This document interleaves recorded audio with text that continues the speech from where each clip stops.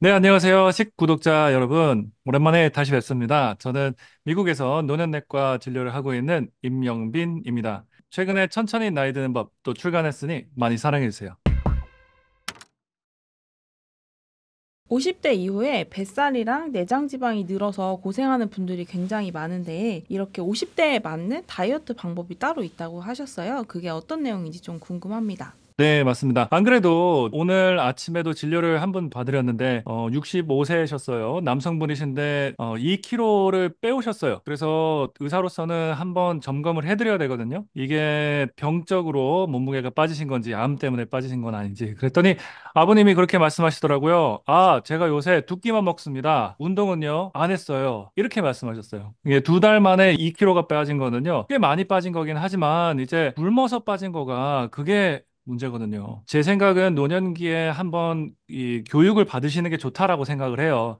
성교육을 받고 내가 세이프 섹스를 하는 것처럼 똑같이 내가 3, 40대 때 해왔던 그대로 50대 이후를 보내시면은 위험합니다. 그래서 뭐가 위험하냐면은 이제 몸에 많은 분들이 인슐린 저항성이라는 것도 많이 아시지만 또 동화 저항이라는 것을 좀 많이 모르세요. 동화 저항이라는 거는 단백질 쪽입니다. 이제 인슐린 저항성은 여러분들이 잘 아시는 설탕, 이제 당분 쪽이고요. 내가 아무리 단백질을 먹고 단백질을 가지고 운동을 해도 근육이 잘 안 생기고 단백질 흡수가 적습니다. 그렇기 때문에 오히려 식사량을 줄이시면서 하루에 두 끼 드시는 분들은 정말 위험하고요. 아침, 점심, 저녁 단단히 드시고요. 또한 아침 식사에 가장 좋은 것도 이제 단백질로 식사를 시작하시는 거예요. 한 연구가 재밌게도 이제 오트밀을 먹은 그룹과 이제 계란 오믈렛을 먹은 그룹을 봤더니 당연히 혈당 스파이크가 오트밀이 훨씬 더 높았죠. 그래서 많은 분들이 아침에 계란 드시는 거 잘 하시긴 하는데요. 제가 봤을 때 좀 안타까운 거는 많은 분들이 계란을 삶아서 드세요.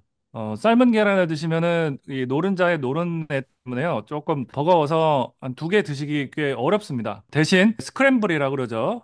후라이 해서 드시면은 한 두 개 계란 정도를 금방 부르륵 드실 수 있기 때문에요. 단백질 섭취 아침에 꼭 계란을 스크램블해서 드시면 좋겠고요. 그리고 점심하고 저녁에도 단백질 섭취가 꼭 반드시 필요로 합니다. 50대 이후부터는요, 근손실, 근감소증이 심해지기 때문에요. 여러분들 식사를 줄이시는 것보다 단백질 식사를 오히려 늘리면서 운동과 병행하면서 다이어트 하시길 권장합니다. 그리고 이제 운동에 대해서 잠깐 말씀드리면은 근력 운동을 하셔야 합니다. 이제 유산소 운동도 매우 중요해요. 하지만 유산소 운동은 시간이 많이 필요합니다. 50세 이후부터 또 60대 분들 요새 아직도 많이 일을 하시죠. 그래서 여러분들이 운동을 몰라서 못 하시는 거가 아니라 시간이 없어서 못 하시는 거예요, 솔직히. 그래서 저는 운동을 55530이라는 운동을 저도 하고요. 저도 지난해에 알게 되어서 여러분들께 손쉬운 운동 방법을 알려드리고 싶어요. 55530에서 첫 번째 5는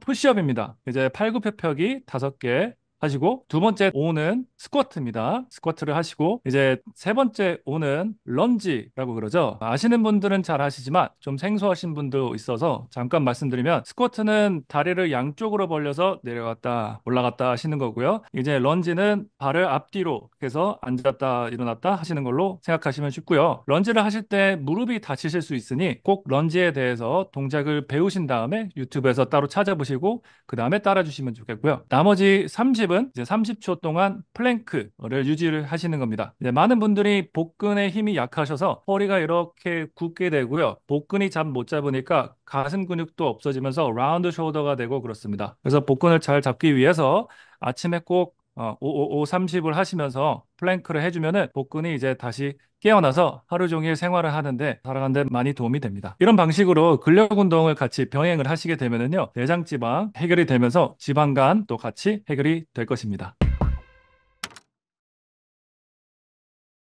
50대에 지방간을 관리해야 된다고 유튜브 채널에서 말씀해 주셨는데요. 지방간의 위험성이 무엇이고 또 지방간을 어떻게 관리해야 되는지 말씀해 주시면 좋겠습니다. 네, 지방간을 저희 의사들은 정식 명칭으로는요, NAFLD, NAFLD라고 그래요. 이제 N이 뜻하는 거는요, non이에요, non. 그리고 ALFD는요, alcoholic fatty liver disease. 이게 술을 먹어서 fatty liver disease, 술 때문에 생기는 지방간이 있고, 또 non-alcoholic fatty liver disease가 있어요. 나는 술을 하나도 안 먹었어요, 선생님. 근데 왜 내가 지방간이 생겨요? 라고 얘기를 하시는 것처럼요. 이제 첫 시작은 내가 술을 먹든지 술을 안 먹든지 다 똑같이 갑니다. 어디로 가요? 간경화로 가요. 간경화 많이 들어보셨죠? 저기 시골 쪽에서 어르신들이 많이 술 약주를 하시고 이제 얼굴이 초록색으로 변하시고 배가 뻘떡 이렇게 나오시는 거. 그러면서 피를 토하십니다. 그런 간경화에서 또 간암으로 가요. 실제로 제 한 환자가 간 이식을 하셔서 오셨다고 저한테 첫 방문을 하셨는데요. 어머니가 굉장히 비만이셨어요. 그분은 술 하나도 안 드시고 무슨 B형 간염, C형 간염 아무것도 없으시고 오직 지방간 때문에 간 경화까지 가서 이식을 받으셨어요. 이게 참 놀라운 게 안 그래도 오늘 한 아버님한테도 말씀드렸더니 아, 네, 지방간 들었어요. 또 요새 많이 들어요. 이렇게 말씀을 하세요. 그게 참 보건의학에서 참 잘하는 거거든요. 예전에 한 10년, 15년 전까지만 해도 이제 간 수치 정상 순위를 예전에는 좀 더 높았어요. 하지만 정상 수치를 낮춰버리니까 이제 전 세계적으로 사람들이 저거 왜 빨간색으로 떠요? 왜 파란색으로 떠요? 그렇게 되면서 사람들이 이제 내가 간 수치가 올라가네 그러면서 걱정을 하기 시작해요. 참 좋은 취지고요. 그러다 보니까 이제 저희가 많이 검사를 해냅니다. 그러니까 이제 50세 이후부터는 4명 중에 1명꼴로 지방간이 진단이 되고요. 이제 65세 이상부터는 한 절반, 한 2명 중 1명이 지방간이 있다고 봐요. 그래서 이제 지방간을 이제 실제로 진단을 하는 것은요, 간의 초음파를 하는 것이 가장 정석입니다. 초음파를 해서 간의 increase echogenicy가 이제 보이면서 간에 좀 불투명한 변화가 보여요. 그런 다음에 이제 간 수치가 바뀌면서 이 정도로 지방간이 점점 심해져서 지방간염까지 오고 있구나라는 아이디어를 잡습니다. 지금 여러분들이 잘 아시는 것처럼 지방간은 가만히 놔두시면 안 되고요. 꼭 치료하시면 좋겠습니다. 또 한 가지 이해를 하셔야 될 게 당뇨가 있으신 분들은 거의 대부분 이제 90% 지방간이 있다고 생각하시면 돼요. 왜냐하면 여러분들 잘 아시는 것처럼 혈당 수치가 높아서 내가 당이 생기잖아요. 계속 높고 높은 그런 혈당 스파이크가 남아있는 이런 엑세스 칼로리가 어디로 갈까요? 우리 몸에서 저장되는 것이 지방으로 바뀌기 전에 또 간으로 갑니다. 간에서 이제 포도당을 이제 글리코겐을 많이 가둬놓고 있고요. 이게 오랫동안 지속이 되다 보면서 지방으로 점점 변하게 됩니다. 그래서 당뇨가 있으신 분들, 계속 혈당이 높으신 분들은요, 자연적으로 지방간으로 갈 수밖에 없습니다. 그래서 지방간을 관리를 할 때 이렇게 생각하시면 쉬워요. 이제 입출금 통장이 있고 예금 통장이 있습니다. 지방간은 예금 통장이라고 생각하세요. 내가 아무리 조금 먹고 뭐그 운동을 좀 하고 그러면은 자꾸 입출금만 왔다 갔다 하는 거예요. 지방간까지 가려면은요, 예금 통장까지 다 가려면은요, 내가 한 2, 3일 정도는 굶어야 돼요. 그러면서 예금 통장에 있는 걸 갖다가 써야 되거든요. 지방을 갖다가 내장 지방을 써야 되는데 대부분 이제 50대 이상부터 나타나고 60대면 많아진다는데 제가 아까 말씀드린 대로 식사를 안 하셔서 굶으시면은요, 또 몸이 근감소증이 더 촉진이 됩니다. 그렇기 때문에 근육도 망하고 또 근육대 지방 비율이 바뀌어지면서 지방이 더 많아져요. 그래서 자꾸 우리 몸에 있는 예금 통장을 갖다 쓰는 방법은요, 이쪽에 운동을 과하게 해주는 겁니다. 내가 운동을 안 하고 있는데도 자꾸 지출이 나오게 하는 것처럼 제가 예를 들어서 가슴 벤치프레스를 해요. 그럼 다음날 가슴이 아프네, 뻐근하네 뭐 이러면서 기분 좋네 좀 이러긴 하지만 그 뻐근함이 제가 지금 운동을 하고 있지 않은 상태인데도 소각장이 되면서 자꾸 칼로리를 태워주는 겁니다. 그러면은 이제 간에 있는 지방을 갖다가 자꾸 쓰게 되는 원리가 되는 것이죠. 그래서 아까도 말씀드린 것처럼 지방간 관리하는데 꼭 근력 운동은 필수입니다. 지방간의 원인 중 하나가 당뇨라고 말씀해 주셨는데 당뇨는 식습관이 굉장히 중요한 걸로 알고 있어요. 그래서 당뇨를 잡기 위한 건강 식단은 어떻게 꾸려야 되는지 궁금합니다.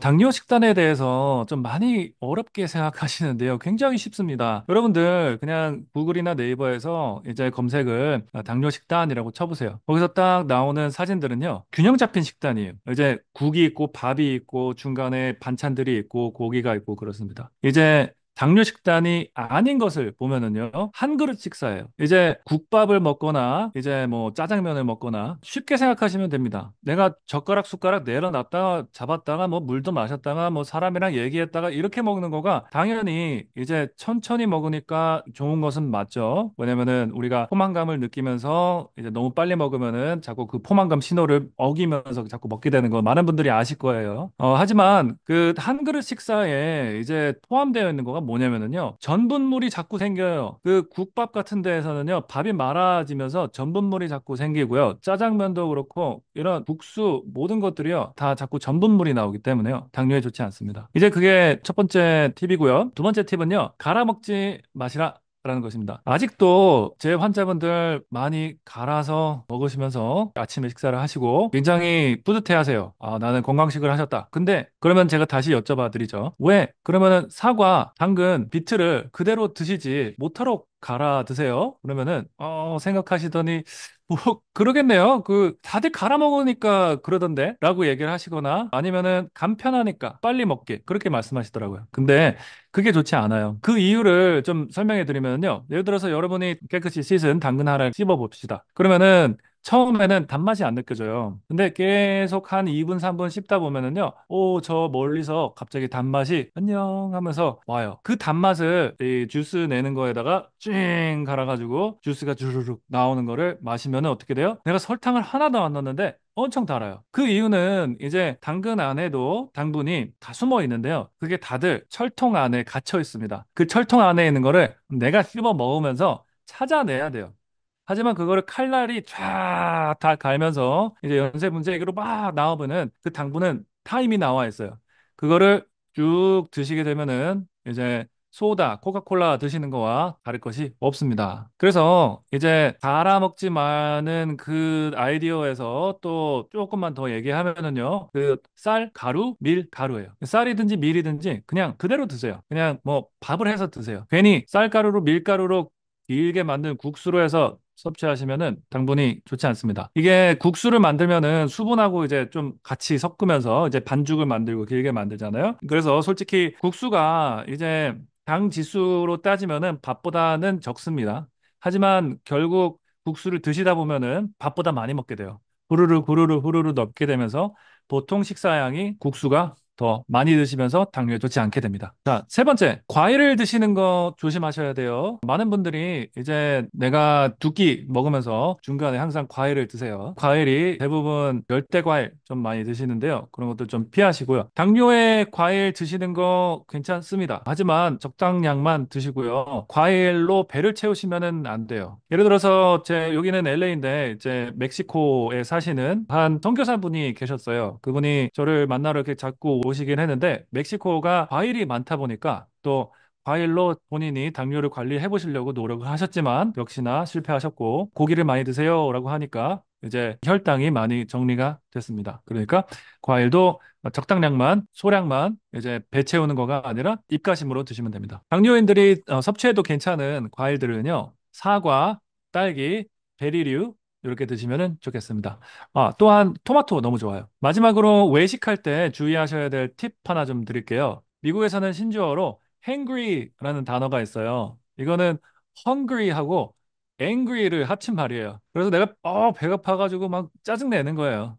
점심시간이야. 밥 좀 줘. 이런 hangry한 상태로 가시면 안 됩니다. 이제 내가 점심시간이 한 30분이면 있어. 그러면은 자꾸 물을 마시든지 내가 집에서 싸온 시리얼 바 같은 거 좀 드시면서 배를 살짝 채우시고 그다음에 나가시면 좋겠고요. 그리고 최대한 이제 밖에 나가서 이제 외식을 하셔야 될 때는 아까 말씀드린 대로 그런 한 그릇 식사는 좀 피하시고 여러 가지 같이 나눠 먹을 수 있는 식사로 천천히 드시면 좋겠습니다.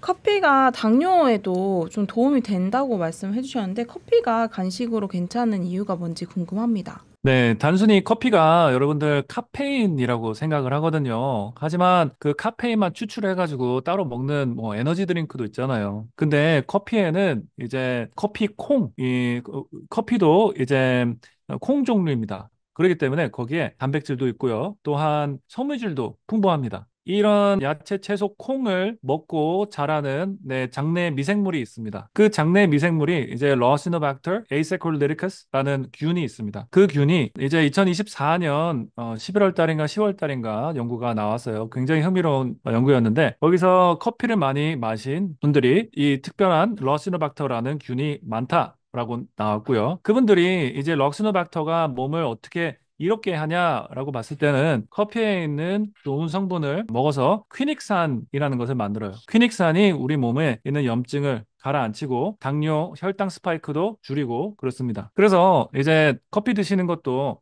당뇨 환자분들 매우 괜찮고요.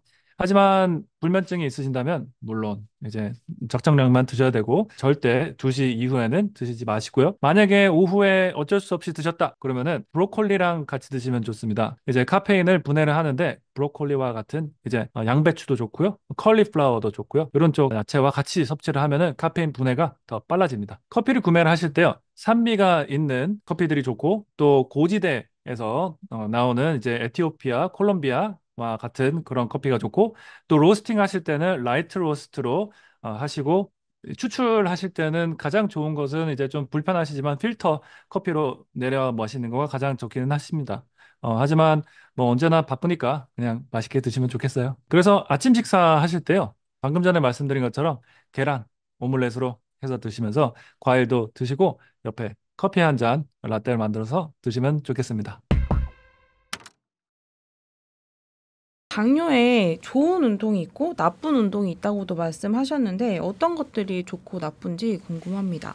네, 당뇨에 이제 입문을 하시면서 운동을 해야겠다라고 하시는데 많은 분들이 좀 실수하시는 것도 좀 있으세요. 한 분은 선생님 내가 자꾸 운동을 하는데 자꾸 혈당이 오히려 더 올라요라고 말씀하세요. 그렇게 되는 이유는 이 운동이 너무 세요. 과해요. 그렇게 되면은 몸이 스트레스를 받습니다. 그래서 그 스트레스 호르몬 때문에 이제 혈당을 많이 오르죠. 그 여러분들 잘 아실 거예요. 이제 스테로이드 뭐 복용을 하거나 스테로이드 주사를 어깨에 맞거나 척추에 어쩔 수 없이 맞게 돼서 스테로이드 맞은 것 때문에 혈당이 많이 올라요라고 들으셨을 거예요. 그런 스테로이드를 솔직히 우리 몸은 스스로 만들어냅니다. 그런 스테로이드가 이제 내가 스트레스를 받았을 때 나오는 호르몬이 스테로이드예요. 그렇게 생각하시면 쉬워요. 그래서 그 스테로이드 그런 호르몬이 언제 사람한테서 제일 많이 나오냐면요. 아침 시간이에요. 내가 밤에는 멜라토닌이 많이 나와서 잠을 자게 하고요. 코르티졸이라는 스트레스 호르몬이 점점 많이 몸의 체내에서 나오면서 사람이 잠에 깨게 되는 거고요. 그래서 가장 높은 시기는 한 4시부터 8시 사이입니다. 그래서 그 시간대에 운동을 좀 하시면은요. 오히려 더 스트레스 호르몬 수치가 더 올라가게 되면서 혈당을 더 높이게 되죠. 그리고 근력 운동을 하실 때도 너무 막 무산소로 힘주면서 이렇게 하지는 마시고요. 무산소 운동, 근력 운동을 하실 때도 천천히 하시면 좋겠습니다. 당뇨에 좋은 운동을 꼽으라면은요. 이제 내가 익숙하지 않은 좀 운동을 하시면은 좋아요. 그 뜻은 내가 여태까지 걷지도 않았잖아요? 그러면은 걷는 운동이 나한테 익숙하지 않은 거예요. 많은 분들이 이제 30분씩 걸어요. 그러면은 잘하셨어요. 그럼 다음 단계로 넘어가죠. 이제 내 몸이 이제 익숙하지 않은 다음 단계로 가셔야 돼요. 이렇게 되는 거예요. 그랬을 때 이제 다음 단계라는 것은 위로 갈 수가 있고 옆으로 갈 수가 있습니다. 이렇게 생각하세요. 위로 가는 거는 이제 좀 어렵죠. 이제 걷는 사람이라면은 달려야 돼요.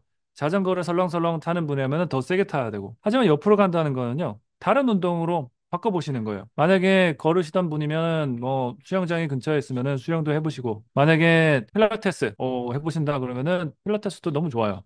저도 한번 했다가 땀 뻘뻘 나고 정말 힘들었습니다. 그런 것처럼 다른 운동 바꿔가시는 것도 좋고요. 이제 자꾸 바꾸다 보면은 뭐가 생기냐면은요. 내 머리가 깜짝 놀라요. 그러면서 맥박을 조금씩 올리고요. 이제 내 몸을 조금 더 비효율적으로 돌아가게 만듭니다. 그러면서 더 지출을 내게 만들어요. 예를 들어서 여러분들도 이제 새로운 직장에 가시면은 거기서 뭐 긴장도 하시고 뭐 계단을 오르락 내리락 하면서 처음에 살이 빠집니다. 저도 똑같이 레지던트 하면서 살이 엄청 빠졌다가 살이 오히려는 더 찌게 돼요. 왜냐면은 한 2, 3개월 후부터는 그 정도 활동하는 거가 머리가 인식을 해요.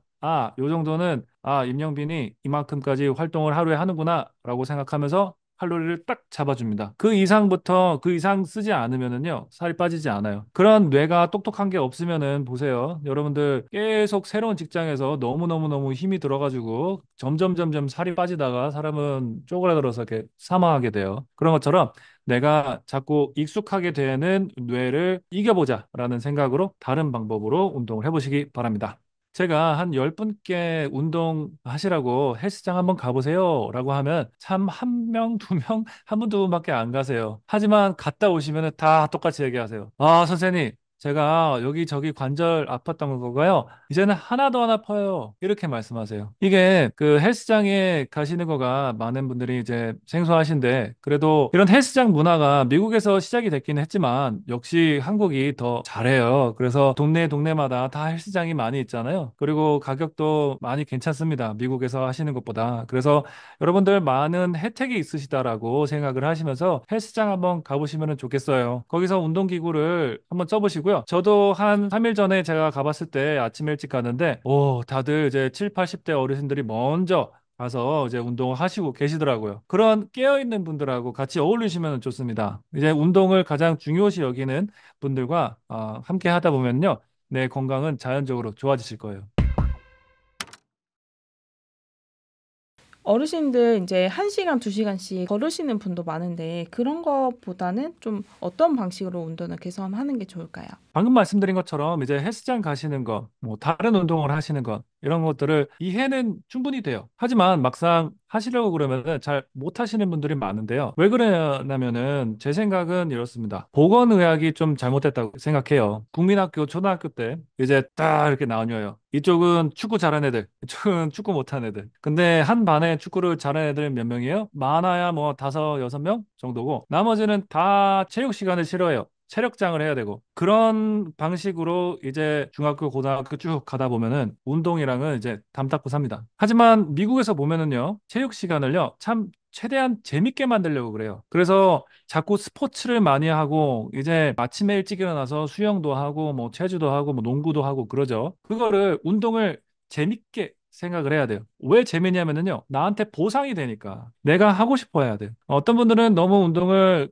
과하게 심하게 해가지고 입에 피맛이 나요. 아, 난 더 이상 못하겠어. 이쪽 분들은 운동을 너무 약하게 해요. 아, 그러면 다음날 느끼는 게 아무것도 없어요. 변화가 없어요. 딱 요 가운데예요. 내가 운동을 했을 때 보상을 받아야 돼요. 그 보상은요, 상쾌함이에요. 개운함이에요. 그래서 그 보상을 자꾸 찾게 돼야 돼요. 그래서 여러분들 이렇게 걷기 운동 하시는데요. 계속 걷다 보면은요, 몰라요. 못 느끼세요. 이런 것을, 새로운 것을, 맛을 보셔야 돼요. 맛을 보시고, 이런 운동, 저런 운동 해보시다가요, 나한테 맞는 운동 딱 찾으셔서 좀 투자해 보시면 좋습니다. 밤에 좀 소변을 자주 보는 이유는 어떤 게 있을까요? 많은 분들이 이제 잠을 못 주무시니까 이제 고생을 많이 하시는데요. 그 중에 원인 중에 하나가 야간뇨죠. 대부분은 이제 소변 보러 일어나세요. 밤에 자다가 깨면은 뭐 하지 하다가 소변을 보시죠. 이제 진짜 야간뇨는 이제 너무 마려워서 깨요. 어우, 빨리 달려가서 와, 소변이 콸콸콸 나오는 거고. 하지만 제가 진료를 봤을 때 많은 대다수의 환자분들은요. 그러지는 않습니다. 내가 깼는데 내가 왜 깼지? 아, 저기 화장실이 저기 보이네. 아, 화장실 좀 가야겠다. 그러면서 소변을 보시는 경우가 있죠. 그런 경우는 이제 야간뇨 때문에 잠에서 깨는 게 아니라 불면증 때문에 잠을 깬 다음에 야간뇨로 착각을 하시는 거고요. 진짜 야간뇨는 이제 아까 말씀 나눈 것처럼 소변이 많이 나와요. 이제 의사들이 진단해 주기로는 이제 두 번까지는 깨서 일어나시고 소변 보시는 거는 이제 괜찮습니다. 하지만 그 이상으로 소변을 많이 보시게 되면 또한 내가 다음날 생활을 하시는데 생활에 지장을 준다. 내가 너무 피곤하다. 그렇게 되면은 이제 야간뇨 때문에 고생을 한다라고 저희가 진단을 하고 도와드리죠. 일단 우리 몸은 멜라토닌이 나오면서 밤에 소변을 안 보게 만들어요. 멜라토닌이 나오면서 잠을 자게 만드는 것도 있지만 콩팥에 가서 신장에 가서 소변 만들지 마. 이렇게 셧다운을 딱 시켜줘야 됩니다. 하지만 그런 시그널이 강하게 나오는데 헷갈리게 물을 많이 먹는, 많이 마시는 행위를 하세요. 그렇게 되면은 뇌에서는 자꾸 소변 만들지 말라고 그러는데 자꾸 물은 들어오네. 그러면서 콩팥은 자꾸 헷갈리게 됩니다. 그러면서 이제 소변을 많이 만들게 돼요.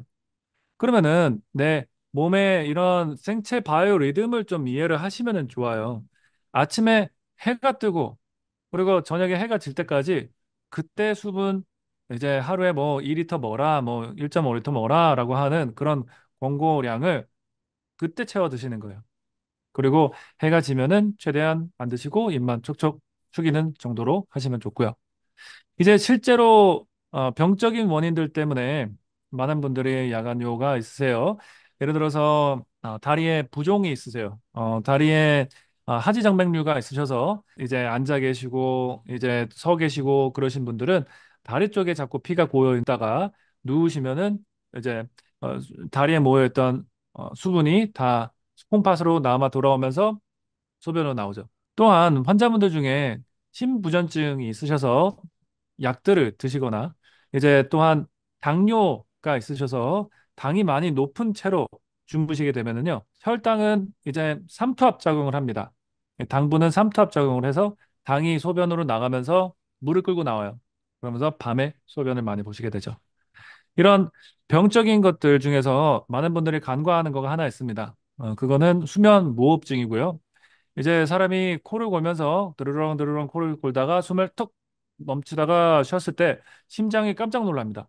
그러면서 ANP, Atrial Natriuretic Peptide라는 호르몬이 나옵니다. 그 호르몬이 이제 이뇨제 역할을 해요. 신기하게도. 그래서 코를 골다가 수면 무호흡증이 있는 사람들은 소변을 보고 많이 불편해하시죠. 또한 이제 정말 비뇨기과 질환 때문에 소변을 자주 보시는 분들도 있죠. 이제 과민성 방광이라고 그러죠. 그리고 요실금. 내가 너무 소변이 많이 마려워서 요의가 너무 강해서 소변을 보러 가다가 실수하시는 분들도 계시고 아니면은 물소리만 듣고 손에 물을 만지기만 해도 아이고 소변이 마려우신 분들 그런 분들은 이제 과민성 방광 때문에 고생하시는 거예요. 그 거짓된 신호, 방광에서 오는 그 신호가 자꾸 밤에 잠을 자는데 자꾸 깨우게 되는 거죠. 그래서 이런 과민성 방광도 야간요를 일으킬 수 있고요. 그런 경우에서는 꼭 과민성 방광 치료를 해야 합니다. 과민성 방광인 경우라던가 이렇게 화장실 자주 가는 걸 좀 고치려면 어떻게 해야 될까요? 저희 집에 이제 3살이 거의 다 돼가는 남자아이가 있는데요. 그 아이가 배뇨 훈련을 아직도 하고 있습니다. 좀 늦기는 했지만 그래도 거의 다 왔어요. 보시면은 어렸을 때는 소변을 마구자기를 봅니다. 방광이 지 맘대로 돌아요. 하지만 이제 배뇨 훈련이라는 것을 통해서 뇌가 지배를 하게 되죠. 하지만 이제 이 시그널이 위에서 내려오는 통치하는 지배했던 그 시그널이 점점 약해지고 밑에서 오는 방광에서 올라오는 힘이 점점 세지다 보면은요. 너 빨리 소변 봐, 빨리 소변 봐. 이런 신호들이 많이 나와요. 그래서 좋은 신호들은 잡아주고 나쁜 신호들은 없애주는 이렇게 가지를 쳐주는 운동을 하시면 좋겠고요. 그 운동이 배뇨 훈련입니다. 많은 분들이 이제 선생님 너무 화장실을 많이 가요. 그러면은 제가 가지 마세요라고 얘기하면 처음에 드는 생각은 아닌데 안 가면은 내가 방광염 걸린다고 들었는데 라고 생각이 들어요. 그래서 거기에 해답은요. 시간을 맞춰서 가시는 거예요. 이제 2시간에 한 번씩 맞춰서 가시는데요. 처음에는 어떻게 해요? 물론 아침에 일어나서 내가 소변을 보잖아요. 그때부터 시작합니다. 그리고 요새는 핸드폰이 좋아져서 빅스비나 시리한테 2시간 알람을 맞춰달라고 하면은 저절로 울려요. 그러면은 알람이 울릴 때까지 소변을 보시면은 안 되고요. 알람이 울리면 이제 무조건 가서 앉아 있으면은 소변이 나옵니다. 참 신기하게도요. 이제 소변을 중간에 2시간 동안 안 봤는데도 불구하고 자꾸 마려운 신호가 오는 경우도 있습니다. 그때 잘 생각해야 돼요. 내가 한 30분밖에, 1시간밖에 안 됐는데 소변을 본 지 이게 정말 마려운 걸까? 내 방광이 사이즈가 그렇게 작은가? 라고 생각을 하시면서 아닌데 나는 조금 더 참을 수 있어. 라고 생각을 하시면서 참으시면 좋겠고요. 또한 요의가 너무 강하게 올 때는 이런 방법을 하시면 좋아요. 케겔 운동이라고 있는데 일반 케겔 운동은 이제 꽉 조이는 거고요. 오랫동안. 하지만 이렇게 소변을 멈출 때 쓰는 케겔 운동은요. 관략근을 5번 빨리 이렇게 조여주는 겁니다. 그렇게 되면 방광이 이제 스턴 되기 때문에 깜짝 놀라서 내가 소변이 마렵지 않다라고 착각을 하게 되면서 그 요의가 없어지게 됩니다. 그러면서 없어질 때 냉장고에 뭐가 있지, 내가 주말에 뭐 하지, 이런 다른 생각을 하시면서 넘어가시면 될 것입니다. 만약에 이렇게 케겔 운동을 5번 반복을 하시는 거나 생각을 전환을 시키는 방법들을 시도해 보셔도 효과가 없다면 꼭 비뇨기과 선생님과 상의를 나누면서 약과 함께 이런 행동 치료를 하시면은 효과가 좋습니다. 제 많은 환자들도 도움을 받으셨고요. 제 유튜브 채널에서도 그 댓글에서도 많은 좋은 결과들을 볼 수 있었습니다. 노년기가 아니어도 갑자기 막 급하게 소변이 마려울 때 방금 말씀해 주신 괄약근을 5번 조이기를 하면은 그렇게 급하게 화장실 가는 것도 참을 수 있는 건가요? 여러분들 이렇게 소변이 급하게 마려우실 때요. 5번 관략근 조이는 방법을 하시면은 소변을 참는 거 꼭 하실 수 있을 것입니다. 50대 이후에 케겔 운동이 필수라고 말씀해 주셨어요. 근데 케겔 운동이 사실 정확한 운동법을 배우기가 좀 어려운데 요거에 대해 좀 정확한 방법을 알려주시면 좋을 것 같습니다. 케겔 운동에 대해서 많은 분들이 이미 들어보셔서 케겔 알아요. 그만 그만 이렇게 하시는데 근데 잠깐만요, 어머니 죄송한데 케겔이 어떻게 하시는지 아세요? 라고 여쭤보면 대부분 잘 모르세요. 관략근 조이기 이렇게만 생각하세요. 근데 관략근 조이기는 맞아요. 하지만 이게 얼마나 쪼이는지 그게 문제거든요. 여러분들 생각하실 때 그 관략근 내가 한차 소변이 나오고 있을 때 소변을 참으려고 그러면 정말 힘들잖아요. 그런 것처럼 이런 관략근은 정말 약합니다. 약한 관략근을 이제 자꾸 단련을 시키려면은요 전략적으로 해야 돼요. 그래서 5초간 조이고 한 10초간은 좀 쉬어줘야지 다음 5초 조일 때 좀 강하게 다시 조일 수가 있어요. 예를 들어서 5초 동안 조이고 5초 동안만 쉬잖아요. 그런 다음에 설레벌떡 다음 거 5초 하고 있고 다음 거 5초 하고 있으면은요. 오히려 그 근육이요. 와, 너무 지쳐버려요. 그렇게 되면 누수, 더 노출이 더 심합니다. 그래서 10초 동안 꼭 쉬시는 거 명심하시고요. 한번 하실 때는 10회 정도 하시는 게 좋고요. 아침, 점심, 저녁으로 하시는 게 맞기는 하나 시간이 많이 잘 안 맞춰집니다. 그냥 음식점에서 음식 기다릴 때 뭐 택시 기다리고 뭐 지하철에서 혼자서 아무도 모르게 이렇게 관략근 운동하시고 계시면 됩니다. 이 관략근이 이렇게만 조리개처럼 생각을 하시는데요. 하지만 그렇게 구조적으로 생기지 않았습니다. 이게 조인 다음에 올려줘야 돼요. 이제 골반 저근이라는 게 이 골반이 이렇게 밑에 있습니다. 여기 뼈가 이렇게 구조가 있고요. 가운데는요, 이렇게 해먹처럼요. 이제 캠핑 갈 때 쓰는 그런 해먹처럼 되어 있습니다. 이게 밑으로 이렇게 올라와야 돼요. 관략근만 딱 조이는 게 아니라 조이고 들어가야 돼요. 자라의 머리가 이렇게 조이고 이렇게 들어간다라고 생각하시면은 쉽겠습니다. 그렇다고 해서 너무 엉덩이 조이는 거 아니고요. 이제 아랫배에 힘줘가지고 조이는 거 아니고요. 딱 소변을 보다가 딱 참는 그 근육을 찾아서 조이고 당기세요. 많은 분들이 케겔 운동을 이제 여성분들만 하신다고 생각을 하시는데요. 이제 골반 저근이 처지면서 생기는 질환들 때문에 하신다고 생각하시는데 그런 것뿐만이 아니라 이제 성기능에도 매우 좋습니다. 여성분들도 당연히 좋고요. 이제 남성분들도 발기부전에 참 도움이 많이 됩니다. 그리고 전립선 비대증 관리하시는데도 케겔 운동은 저희가 꼭 권장하고 있으니까요. 케겔 운동 남녀노소 꼭 해보시기 바랍니다. 미국에서 최근에 치매를 막아주는 약이 있다고 해서 화제가 됐다는데 어떤 약인지 좀 궁금합니다. 미국 보건복지부 장관이 발탁된 이제 로버트 F. 케네디 주니어라는 분이 있습니다. 그분이 이제 조금 이 conspiracy theory 얘기도 많이 하기는 하지만 그래도 건강에 관심이 참 많은 분이세요. 근데 그분이 이제 비행기 안에서 파란색 액체를 드시는 것을 포착이 됐습니다. 그래서 다들 저게 뭐냐라고 보면서 이제 엄청 큰 유행이 됐었던 것이 메틸린 블루예요. 이거는 예전 1875년 정도에 이제 화학 물질로 청바지를 염색을 하는데 만든 다이예요. 하지만 조금 더 깨끗한 방식으로 만들어서 저희가 메티모글로빈이라는 이제 질환이나 몇 가지 질환을 치료하는데도 아직까지도 쓰이는 약이기는 합니다. 하지만 저희가 다른 약들이 좋은 약들이 더 많기 때문에요. 메슬린 블루는 잘 안 쓰이기는 하죠. 하지만 이제 로버트 F 케네디 주니어가 이제 먹으면서 저 사람은 왜 저거 먹지? 라고 들여다보게 됐고 그러니 저도 자연스럽게 궁금해졌죠. 그랬더니 참 신기하게도 재밌는 논문들이 많더라고요. 아직까지는 큰 임상 시험은 아니지만 이제 동물 시험과 소규모 인간 실험 중에서도 임상 시험에서도 치매 예방 차원에서 효과가 조금은 있다고 입증이 됐습니다. 이제 더 많은 큰 연구가 필요하긴 한데요. 이 메틸린 블루가 치매를 예방하는 방법이 이렇습니다. 우리 몸속에 미토콘드리아라고 잘 아실 거예요. 미토콘드리아는 우리 몸에서 에너지를 ATP라는 에너지를 만드는 곳이고요. 그 미토콘드리아를 더 건강하게 만들어준다고 생각을 해요. 그러면 이제 세포 자체가 에너지 발전소가 더 건강해지면서 세포 자체가 더 건강해지죠. 근데 다른 항산화제와 미토콘드리아를 건강하게 만드는 약들에 비해서 이 메틸린 블루가 좋은 장점은요. 혈, 뇌 장벽, blood brain barrier라고 그래요. 이제 모든 피에 있는 것들이 뇌에 들어갈 수가 대부분은 없어요. 하지만 메틸린 블루는 그 장벽을 잘 침투할 수가 있습니다.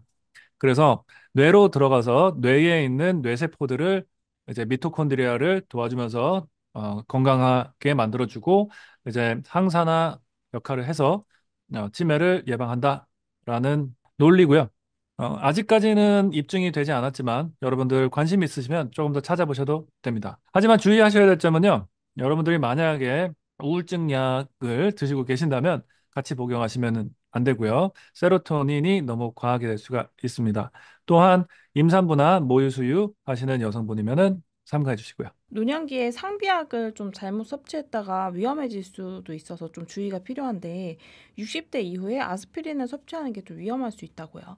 네, 맞습니다. 많은 분들이 이제 아스피린 하면은 미제, 미국에서부터 저희 할머니들 많이 좀 드시죠. 용량조차도 너무 고용량으로 드시는 분들도 많고요. 이제 진통제로 사용하시는 분들도 많이 줄긴 했지만 그래도 몇몇 분들은 남아 있으십니다. 이 아스피린을 이제 진통제보다는 많은 분들이 올바르게 이해하시는 거는 이제 피를 묽게 한다. 라고 드시는데요. 피를 묽게 하는 것 때문에 뇌졸중을 예방을 하는 것은 맞기는 합니다. 하지만 이제 2016년 뉴잉글 저널에서 연구가 나온 거가 아스피린을 복용하는 것으로 인해서 뇌졸중을 예방을 하는 것이 더 이득인지 아니면은 피를 묽게 하는 것 때문에 자꾸 낙상 때문에 뇌출혈 아니면은 위출혈 이런 불상사가 일어나는 거가 더 흔한 건지를 비교를 한 연구가 있었어요.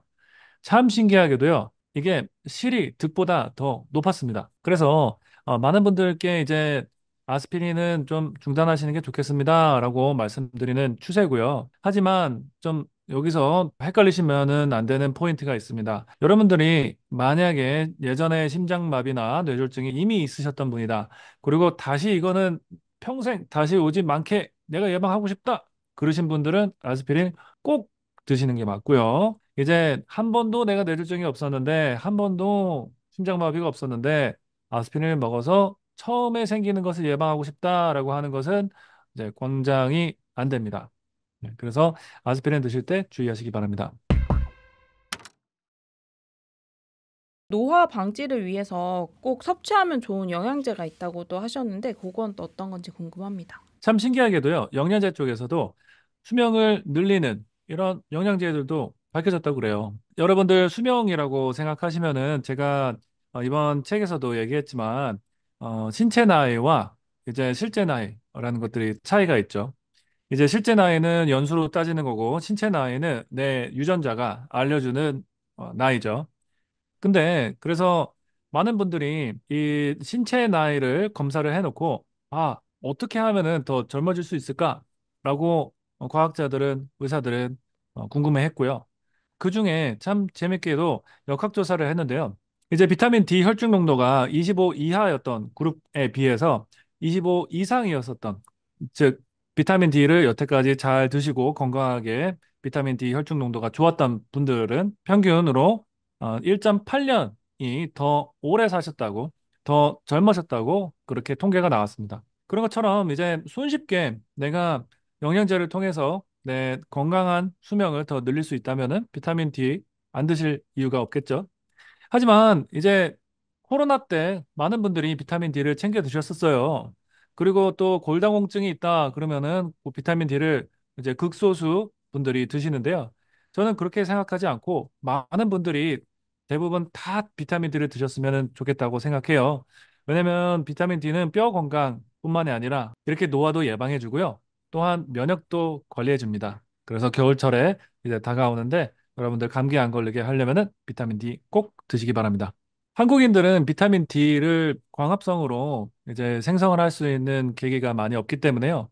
아무리 미국의 캘리포니아에서도 그 한국인들 골프 선수 혈중 농도를 체크해 보면은 겨우 정상이고, 하지만 백인 분이신데 이제 엔지니어였어요. 컴퓨터만 이제 독방에서 쓰시는데 잠깐 햇빛 10분만 쬐다고 해서 정상 수치가 됐습니다. 그런 것처럼 이제 햇빛을 뭐 10분간, 15분간 쬐세요라고 하는 거는요, 그쪽 나라 사람들 이야기고요. 저희 황인종들은요, 이제 햇빛을 하루 종일 쬐도 거의 턱걸이로 정상 수치에 들어오기 때문에요.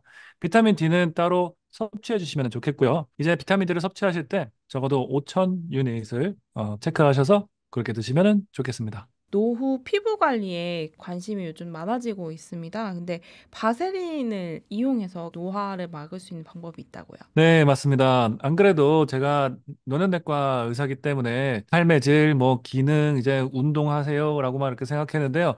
어느 날 깜짝 놀랐어요. 한 어르신이 엄청 새까맣게 오신 거예요. 그러면서 왜 그러세요? 그러니까 등산 갔다 왔대요. 선블락은 안 바르시고.